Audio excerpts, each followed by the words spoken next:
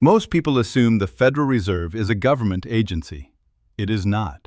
It is a private corporation. And like every corporation on earth, it has owners, real ones, named ones, people and institutions that hold actual stock in the most powerful financial institution in human history. And here is the thing that changes everything once you know it. Those owners do not just collect dividends. They set the interest rates that determine your mortgage payment. They decide how much money exists in the economy, and they choose when to create inflation and when to stop it. They also determine which banks survive a crisis and which ones get left to fail. The people who own the Federal Reserve do not appear on any Forbes list. They do not give TED Talks, and they do not post on social media. But the decisions made inside the institution they own affect your daily life more directly than any politician you have ever voted for. So who are they? That is exactly what this video is going to show you. Not theory, not speculation. Documented names, documented institutions, and documented decisions that connect ownership directly to outcome, in a way that once you see it, you cannot unsee it. And by the end of this video, I'm going to answer the question that the last video deliberately left open. Can the system ever be taken back? Before we get to the names, you need to understand how Federal Reserve ownership actually works, because it is deliberately structured to be confusing. The Federal Reserve is not one institution. It is a system of 12 regional banks spread across the United States: New York, Chicago, San Francisco, Boston, and 8 others. Each regional bank is a separate corporation with its own shareholders. Those shareholders are the commercial banks operating in each region. To become a member of the Federal Reserve System, which is effectively mandatory for any nationally chartered bank, a bank must purchase stock in its regional Federal Reserve Bank. The amount of stock they must purchase is proportional to their size.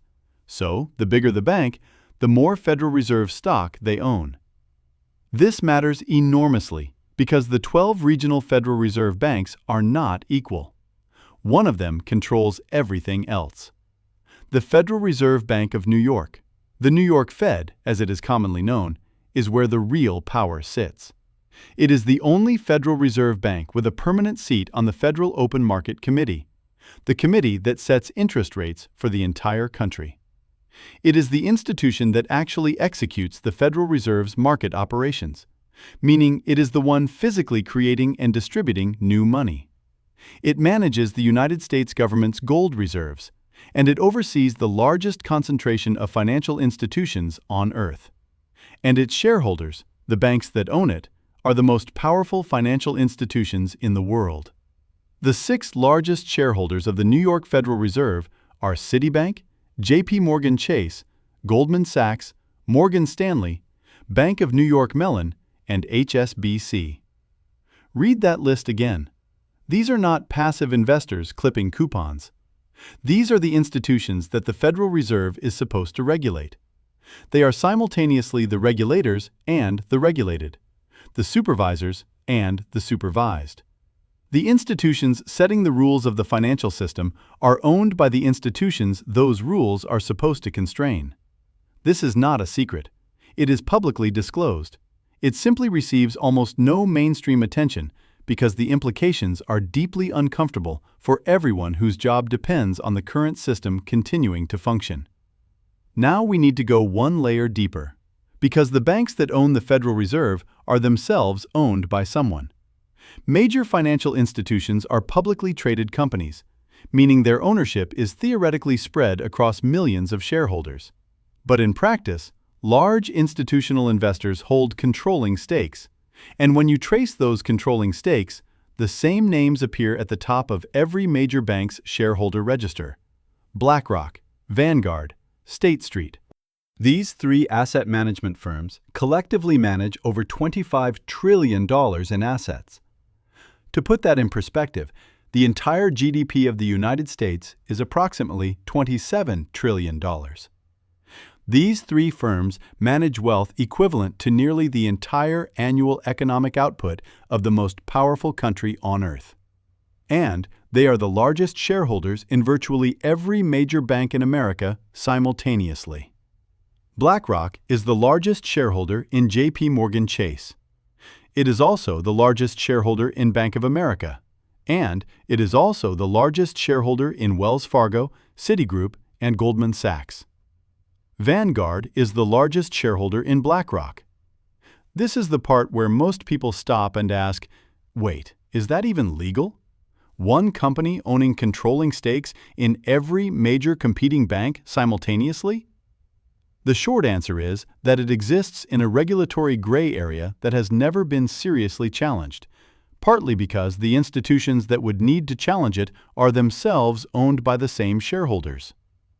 But here is where it gets personal in a way that most financial content never quite reaches. You almost certainly have money invested in BlackRock or Vanguard right now without knowing it.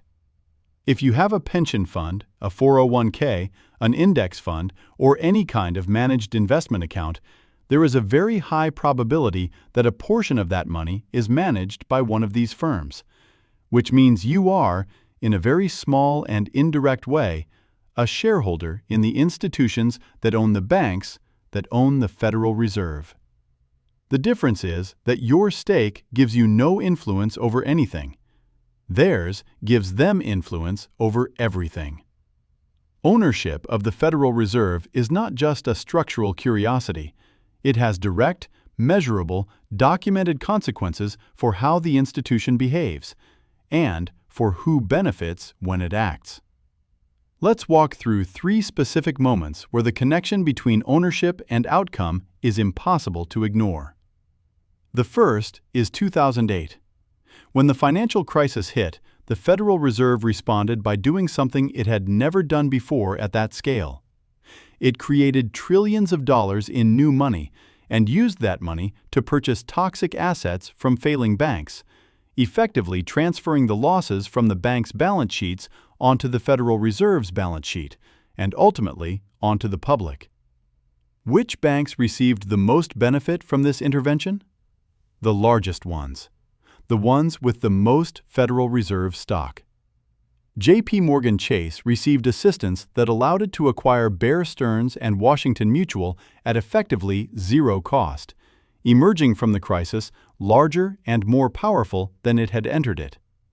Goldman Sachs received a backdoor bailout through AIG, a payments arrangement that was specifically structured at 100 cents on the dollar, rather than the discounted rate that would have been standard in any normal bankruptcy proceeding. The smaller banks, the regional and community banks with minimal Federal Reserve stock, received far less support and failed at dramatically higher rates. The second moment is 2020. When the pandemic hit and markets crashed, the Federal Reserve responded within days with the largest monetary intervention in its history. It created $3 trillion in new money in less than 3 months and purchased not just government bonds, but corporate bonds, meaning it directly supported the stock prices of large corporations by buying their debt. The immediate beneficiaries were the holders of financial assets, stocks, bonds, real estate, which are disproportionately owned by the wealthiest individuals and institutions. The people with savings accounts watched their interest rates drop to near zero. The people with stock portfolios watched them recover completely within months and then reach all-time highs. The Federal Reserve's response to the pandemic was the single largest transfer of wealth from ordinary savers to asset owners in modern history. And it was executed by an institution owned by the primary beneficiaries of that transfer. The third moment is right now, in 2026. The Federal Reserve is currently sitting on over $1 trillion in unrealized losses on its own balance sheet, losses generated by the same interest rate rises it implemented to combat the inflation its own money creation had caused.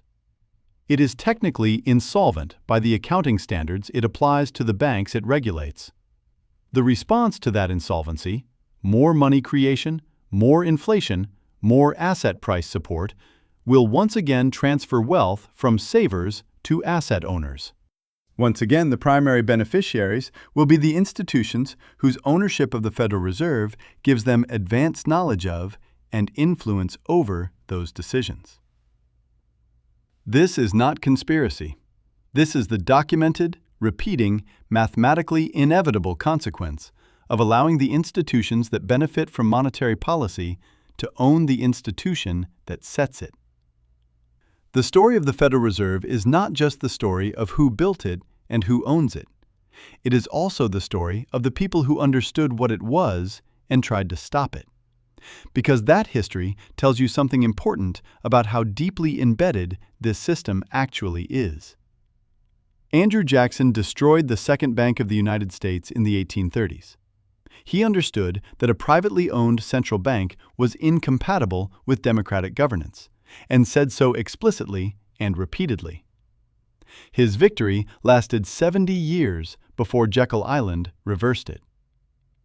Louis McFadden was the chairman of the House Banking and Currency Committee in the 1930s.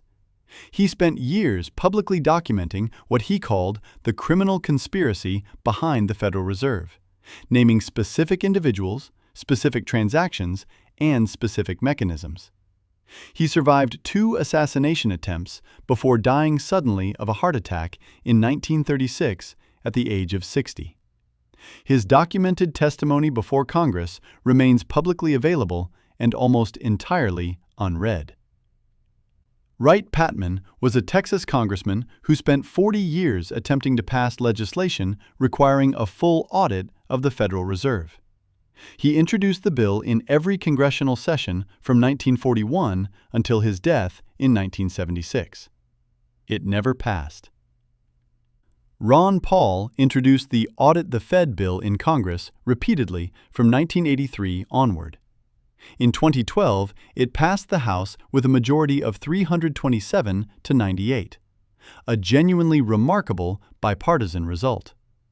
It was killed in the Senate without a vote. And then there is the most discussed and most contested example of all. In June 1963, President John F. Kennedy signed Executive Order 11110. That order authorized the United States Treasury to issue silver-backed currency directly, bypassing the Federal Reserve entirely. It was the most direct challenge to Federal Reserve authority by a sitting president since Andrew Jackson. 5 months later, Kennedy was assassinated. Executive Order 11110 was never formally revoked.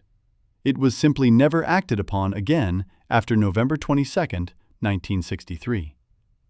Whether you believe there is a connection between those 2 facts or not, and reasonable people disagree, the pattern they form is consistent with every other attempt to challenge Federal Reserve authority in the institution's 110-year history. Every serious challenge has failed. Every person who mounted a sustained public challenge faced consequences that ended their effectiveness. The institution has survived every political threat that has ever been directed at it, not through argument or transparency, but through the simple, overwhelming power of an institution that controls the money supply of the world's largest economy. This is the question the last video promised to answer, and the honest answer is complicated.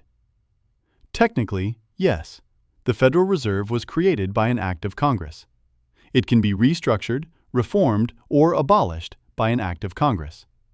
The legal mechanism exists. It has always existed. Practically, it is the most politically difficult thing imaginable, and here is why. Every major financial institution in America depends on the current system continuing. Every pension fund, every investment bank, every insurance company, every hedge fund. They are all built on the assumption that the Federal Reserve will continue to exist and continue to behave as it always has. Any serious move to restructure it would trigger the kind of market panic that would make 2008 look modest. And the people with the most to lose from that panic are also the people with the most influence over the political process. But here is what history also shows. Systems that appear permanent rarely are. The Bank of England was restructured. The Bretton Woods system, which tied the entire global economy to the US dollar at a fixed gold price, was dismantled in a single weekend in 1971 when Nixon simply announced it was over. The Soviet financial system, which had appeared immovable for 70 years, collapsed in less than a decade once confidence broke. The Federal Reserve is powerful, but it is not permanent. Nothing built by human beings ever is. What changes systems is not political campaigns or congressional bills. History suggests those routes are effectively closed. What changes systems is loss of confidence.